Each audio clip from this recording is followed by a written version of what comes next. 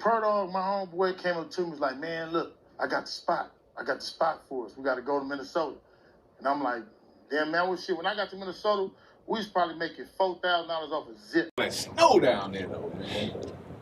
Man, we was getting so much money, man. It didn't even matter. It didn't even matter. I'm going to be honest with you, too, because I was really only there, actually physically there, for a short period, because when I got there, I had set it up so nicely.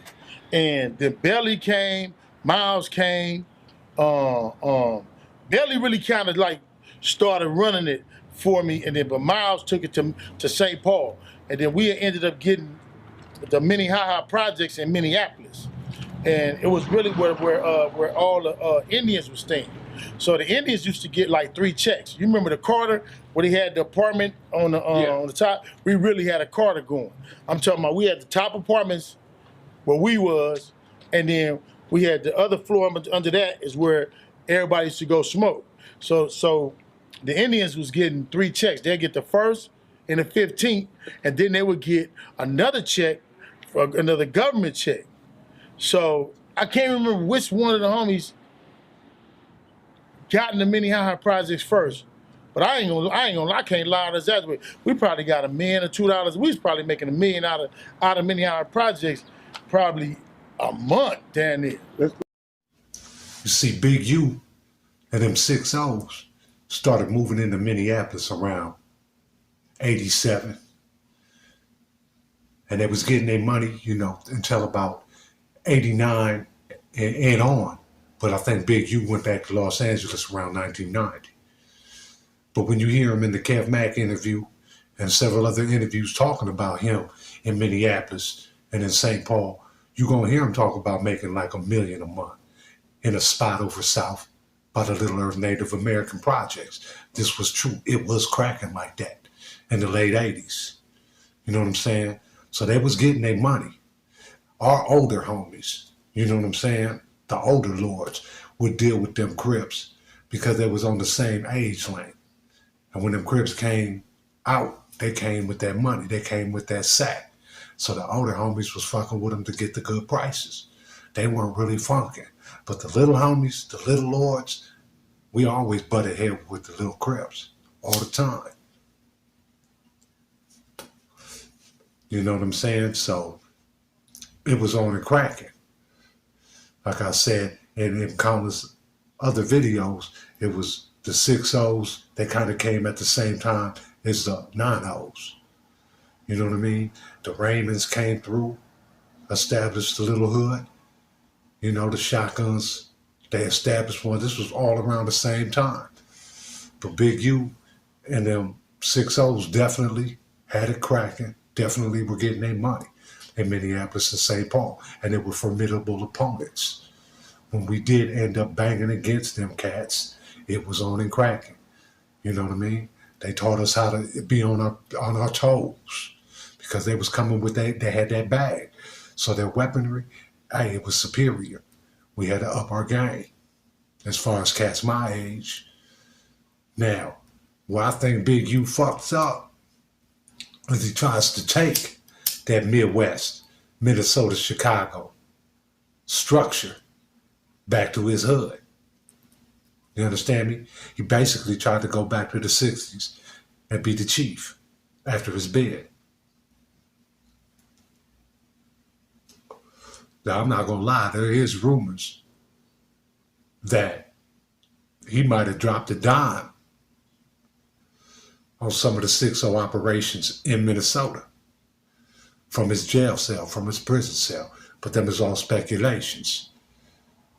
You know, we know now that he's facing a RICO charge. And that's very, very odd. You know what I'm saying? In Los Angeles. Because of the way them gangs are structured. It's hard to get a non-drug related RICO charge. As opposed to like Minnesota, Minneapolis, Chicago, Detroit, where these street organizations are structured and organized as such, where the RICO law is easy. You know what I'm saying? It's easily implemented on those types of structures. So when Big U goes back and he gets hit with his bid, now we're hearing that during his bid he was a Muslim. He gets out. Hey, he's trying to make that money.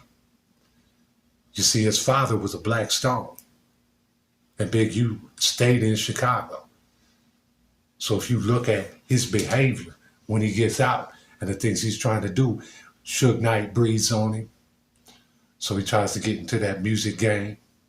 You know what I mean? And he takes notes from Suge Knight and implementing, you know, the structure Suge Knight had for Death Row. That's how he's trying to push it with his artists.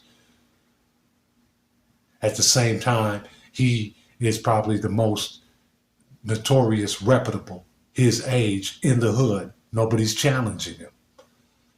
So he's operating as a chief, as an elite. Nothing pops off unless it goes through him.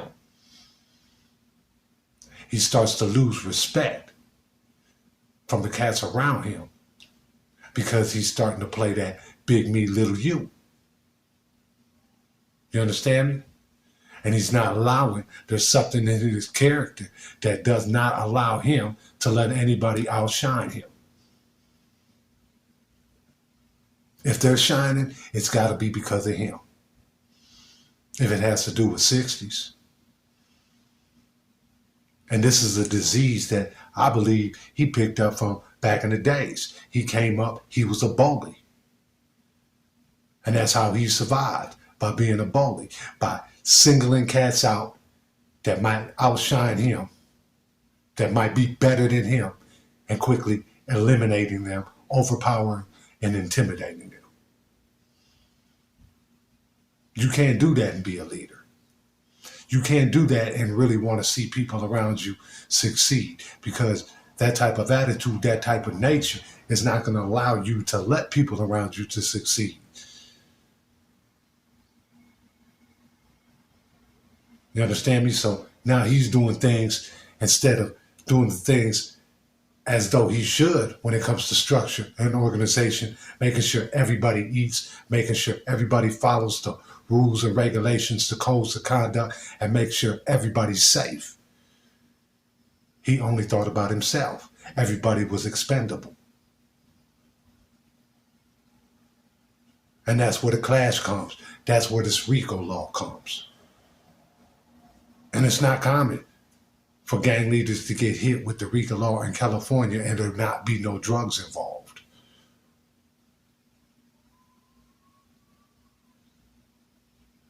But this man was out of his element.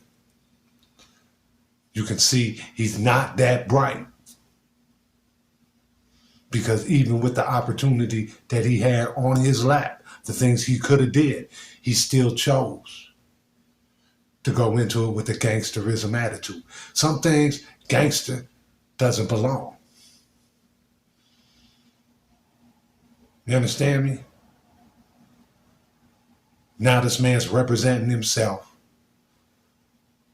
Done stepped on everybody, done intimidated everybody. So nobody's helping him. Won't even get him a good lawyer. You understand me? Accused of being involved in the unaliving of one of the top upcoming artists in the last 20 years, Nipsey Hussle. Accused of unaliving his son's best friend. This man is probably going to go down. He's going to be made an example of.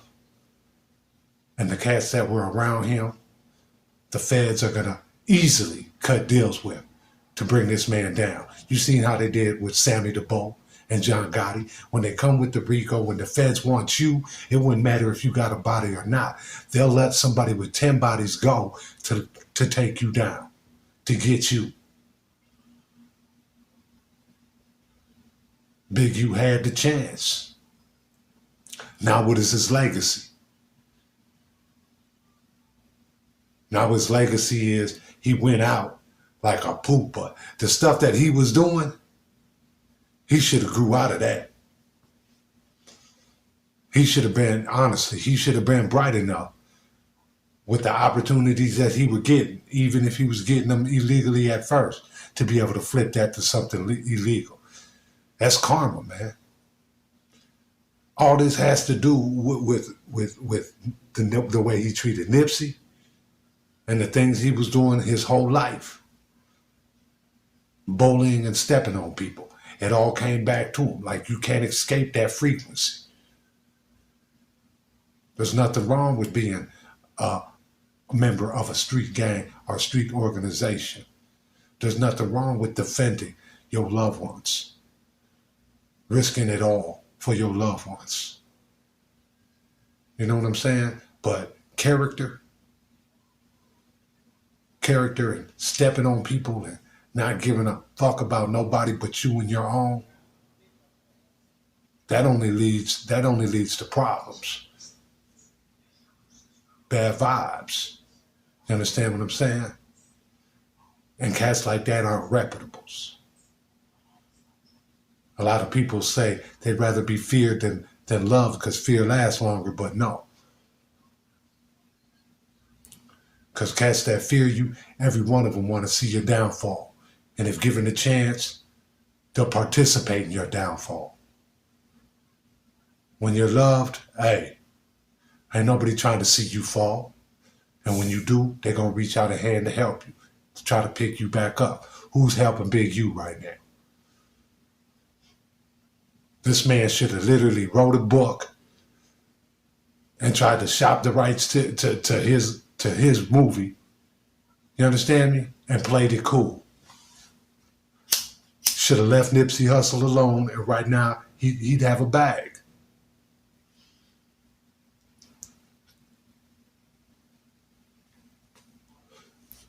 But he wanted the limelight. He wanted to be the man. He wanted to be the godfather. And now he's got to face the consequences. I do hope this brother is able to get out once again in the free world. But I want my young homies, male and female, to look at this man's life as an example. Look at the good things he did, but look at the fucked up things that he did. So that if you follow this path, you'll know what not to do. Every day is a chance to build your character. You know what I'm saying? A year from now, you can either be worse, a person with a bad character, worse than it was the previous year, or it can be better. You can always build, but you can always regress. Hit that like and subscribe. You know what I'm saying? Hit that bell so you can get notified the next time we drop. And share this video, man. Subscribe, man. Help us out. Let it get out. The spot, we popping now. Representing Minneapolis and the Midwest. We're going to get better and better for y'all every day. You know what I mean? And like we say around here, every day. Safety first. And we out.